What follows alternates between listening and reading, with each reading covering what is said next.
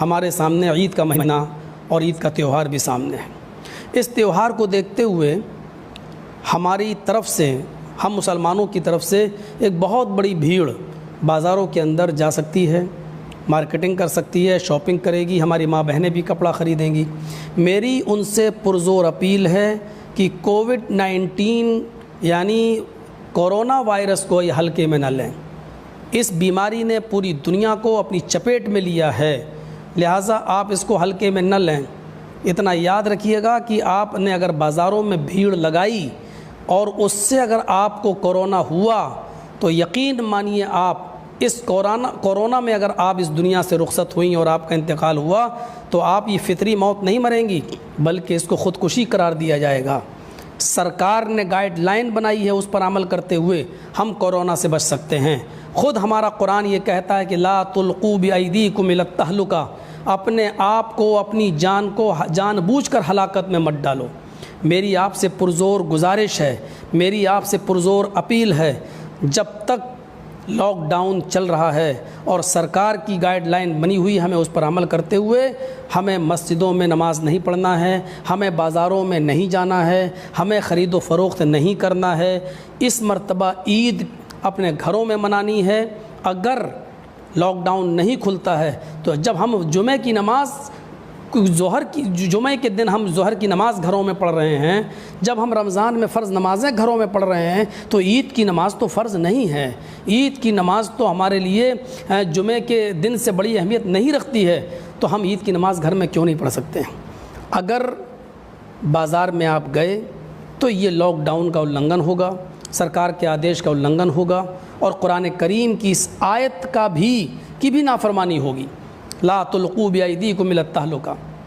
میری سمجھ میں نہیں آتا ہے کہ کیسے آپ کے دل گوارا کر رہے ہیں کہ آپ بازار جائیں اور شاپنگ کریں، جبکہ آپ کو معلوم ہے کہ اس مرتبہ کتنے گھر ایسے ہیں کہ جن کے پاس کھانے کو نہیں ہے، کتنے بچے ایسے ہیں جو بھوکے مر رہے ہیں، کتنے ایسے لوگ ہیں جن کے پاس صبح اگر کھا لیا جائے تو شام کو کھانے کو نہیں ہے۔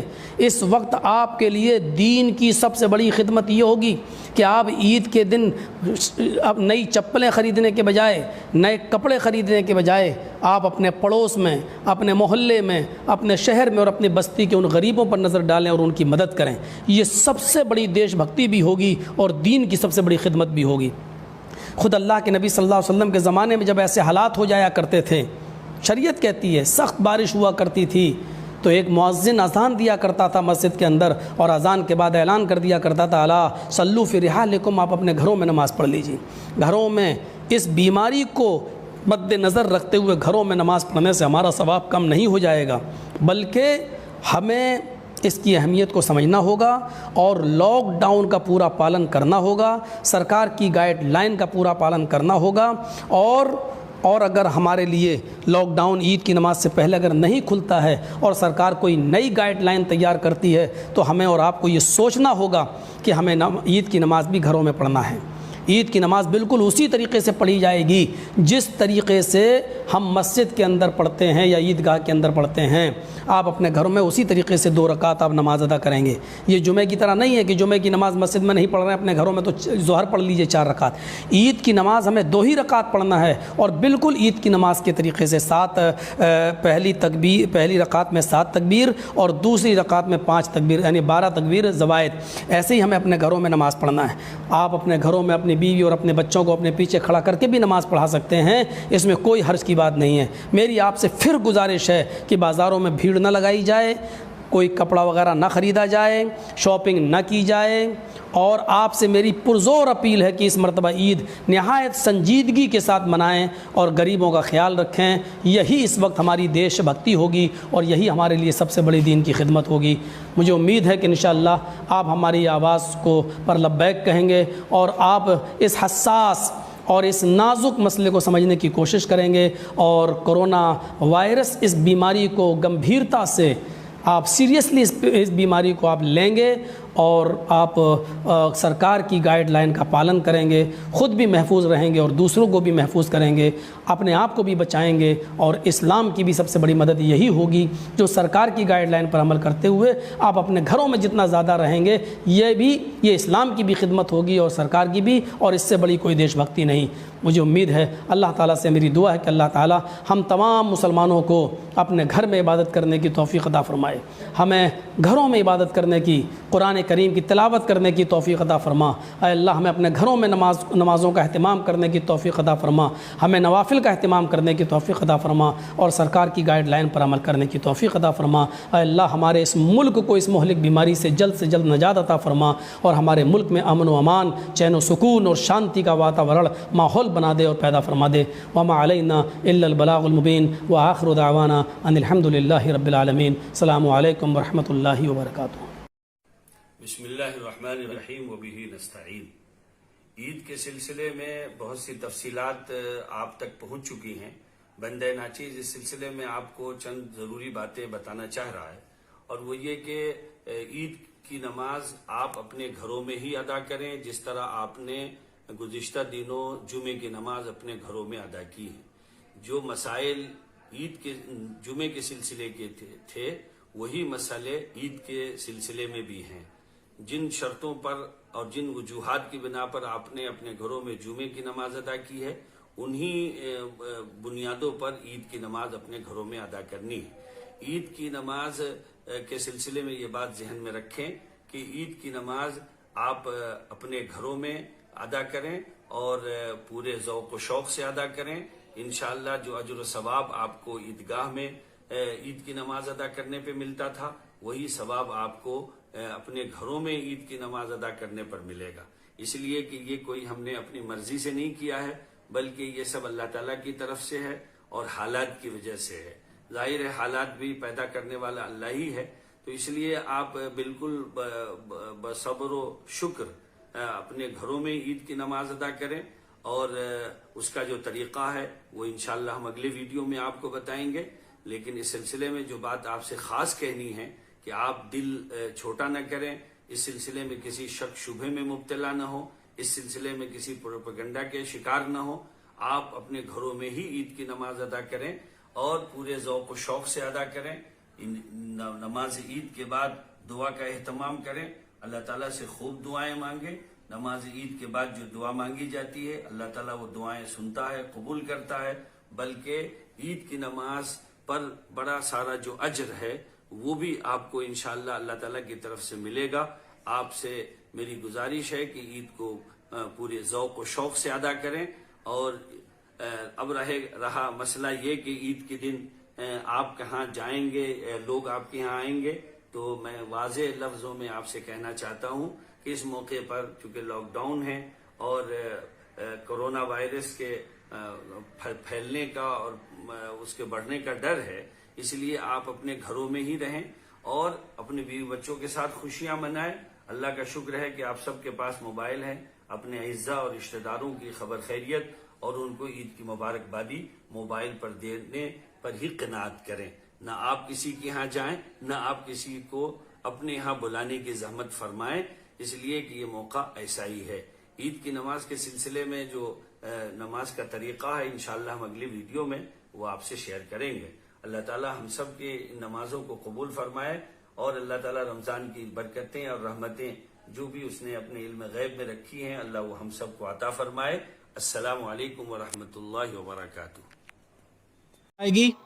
یا عید کی نماز عیدگاہ میں ادا کی جائے گی یا عید کی نماز مسجد کے اندر ادا کی جائے گی؟ جیسا کہ آپ ملک کی صورتحال دیکھ رہے ہیں کہ ملک کی صورتحال کرونا وائرس کے تعلق سے دن بدن ترقی کی طرف جا رہی ہے۔ ظاہر بات ہے جب کرونا وائرس ترقی پکڑ رہا ہے تو لاک ڈاؤن بھی ترقی پکڑے گا، یعنی لاک ڈاؤن کے اندر بھی اضافہ ہوگا۔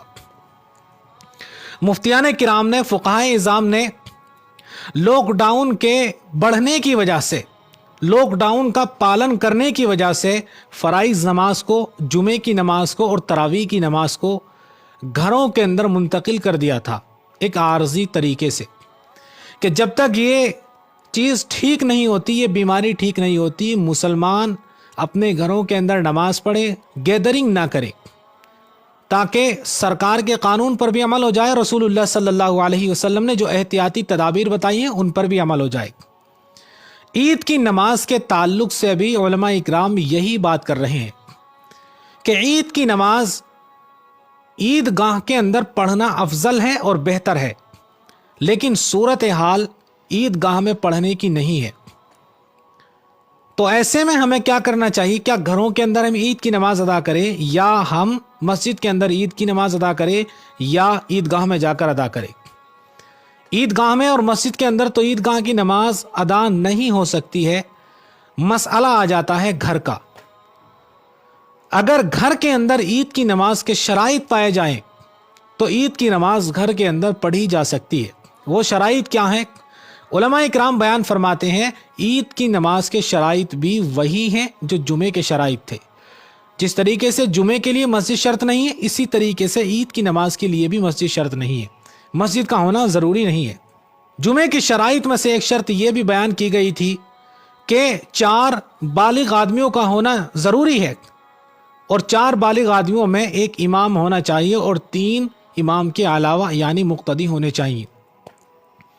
अगर यही सूरत आपको ईद की नमाज के अंदर मैसर हो रही है, ये असबाब, ये शराइत आपको ईद की नमाज के अंदर मैसर है, तो आप ईद की नमाज घर पढ़ सकते हैं।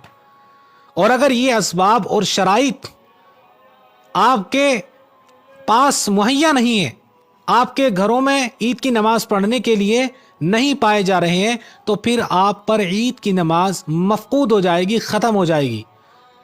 अब ऐसे में बयान फरमाया अल्लाह के नबी सल्लल्लाहु अलैहि वसल्लम ने कि जिस शख्स की ईद की नमाज छूट जाए वो 4 रकात चाश्त की नमाज घर पर पढ़ ले। तो ऐसे में अगर आपके पास असबाब नहीं है, आपके पास ईद की नमाज पढ़ने के लिए शराइत नहीं है, तो आप 4 रकात नमाज चाश्त की तन्हा तन्हा घर पढ़ेंगे। एक मरतबा मैं आप हजरात के सामने फिर बयान फरमा देता हूं।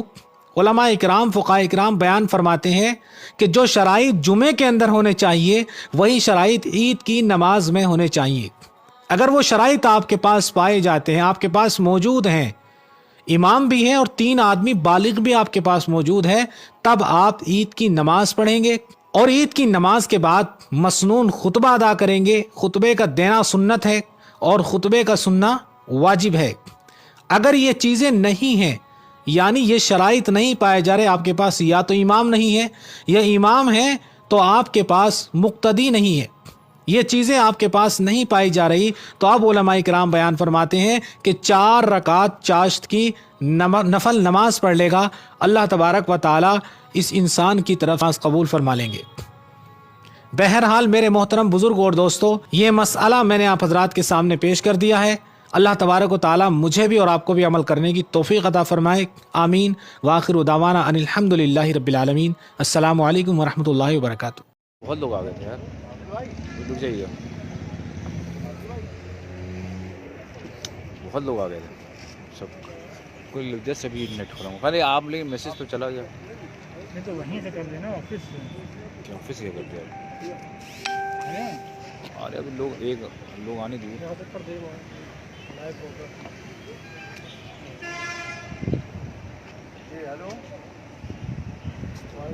चल तो रहा है। हाँ अब चलिए। हाँ।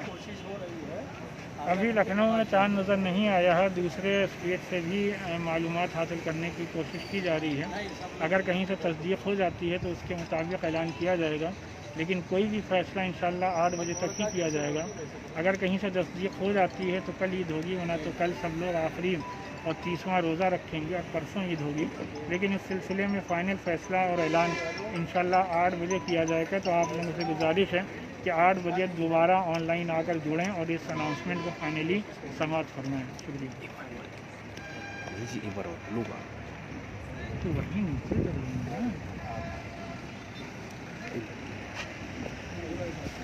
यहाँ अभी लखनऊ में अभी चांद नज़र नहीं आया है और दूसरी जगहों से जो खबरें हासिल की जा रही हैं, तो अगर कहीं से तस्दीक हो जाएगी तो उसके मुताबिक ऐलान होगा, और अगर तस्दीक नहीं होती है तो कल 30वां रोज़ा रखा जाएगा और परसों यानी 25 मई को इंशाअल्लाह ईद होगी।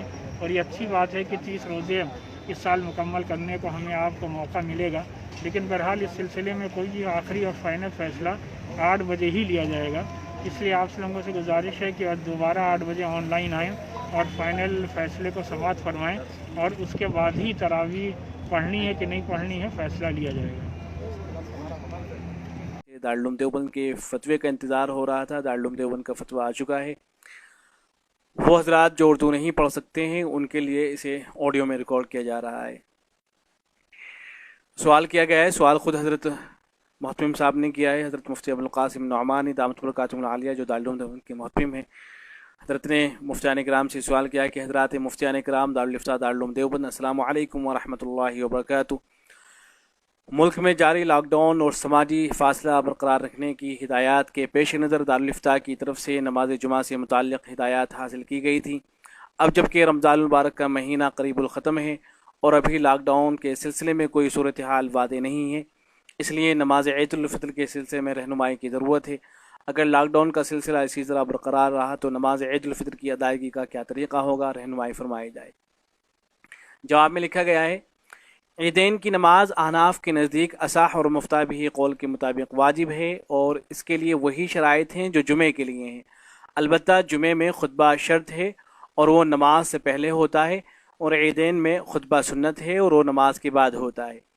लिहाजा अगर ईद उल फितर तक लॉकडाउन का सिलसिला जारी रहता है और मसाजिद वगैरह में 5 से ज़ायद लोगों को नमाज की इजाज़त नहीं होती है तो 6 शाबान सन 1441 हिजरी मुताबिक 1 अप्रैल सन 2020 के फतवे में जिन शराइत और तफसीलात के साथ मसाजिद में और घरों की बैठक या बाहरी कमरों में जुमा अदा करने का हुक्म दिया गया है, उन्हीं की रियायत के साथ मसाजिद और घरों की बैठक या बाहरी कमरों में नमाज ईद भी अदा की जाए। और जिन लोगों के लिए नमाज ईद की कोई सूरत न बन सके, उज़्र और मजबूरी की वजह से उनसे नमाज ईद माफ़ होगी, लिहाजा उन्हें परेशान होने की ज़रूरत नहीं। अलबत्ता ये हज़रात अगर अपने अपने घरों में इनफरादी तौर पर 2 या 4 रकात चाश की नमाज़ पढ़ लें तो बेहतर है, क्योंकि जिन्हें ईद की नमाज न मिल सके उनके लिए फ़ुक़हा ने 2 या 4 रकात चाश की मुस्तहब करार दी हैं। फ़कत वल्लाहु सुब्हानहु व तआला आलम। नीचे मुफ्तियान किराम के दस्तखत हैं, हज़रत मुफ्ती महमूद बुलंदशहरी, हज़रत मुफ्ती नौमान सीतापुरी, हज़रत मुफ्ती वक़ार अली, मुफ्ती ज़ैनुल इस्लाम साहब वग़ैरह। Please like and subscribe my YouTube channel.